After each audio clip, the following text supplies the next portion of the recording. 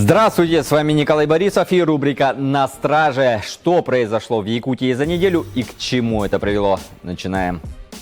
Два работника одного из золотодобывающих предприятий Якутии погибли из-за удара током. Следственным отделом по Алданскому району Следственного управления Следственного комитета возбуждено уголовное дело по статье «Нарушение требований охраны труда, повлекшее по неосторожности смерть двух лиц». ЧП произошло 4 июля, когда двое электромонтеров прибыли для планового осмотра комплектно-трансформаторной подстанции, которая и дала сбой. Он повлек смертельное поражение мужчины электричеством. Назначены необходимые экспертные исследования. Изъята документация. За день до открытия спортивных игр народов Якутии на село Барагонцы Усть-Алданского района обрушился ураганный ветер. Пострадали 23 человека, в том числе дети. Есть разрушения.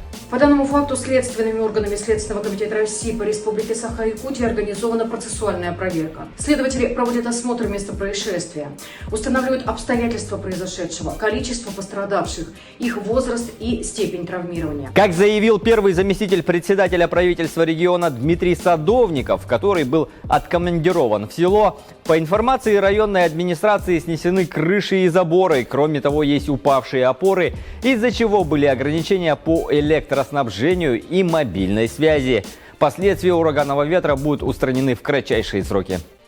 В понедельник было неспокойно и в столице республики. Тут жителей испугали выстрелы со стороны одного из домов по улице Каландрашвили. На место происшествия прибыли участковые уполномоченные полиции, которые задержали пьяного 46-летнего местного жителя. Предварительно установлено, что он стрелял, не выходя из квартиры, из своего зарегистрированного огнестрельного оружия. Пострадавших нет, оружия и гильзы изъяты. Мужчина задержан и доставлен в отдел полиции для разбирательства. Проводится проверка. В Кобяйском районе спустя 1,5 недели поисков обнаружен упавший самолет Ан-2 и тела членов экипажа. Пассажир выжил и сейчас находится на лечении в Якутске. Командир Ми-8 полярных авиалиний Александр Евсеев, который обнаружил выжившего и борт, рассказал ЕСЯ о поисках. Он сообщил, что сначала был обнаружен обгоревший самолет, а затем и сам пассажир. С высоты более 1000 километров его было еле-еле заметно, однако спасатели увидели флаг, который соорудил мужчина.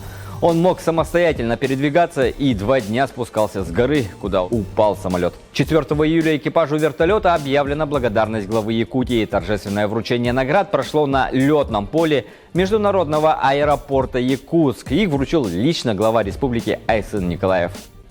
На этом пока все. Доверяйте только проверенной информации и берегите себя.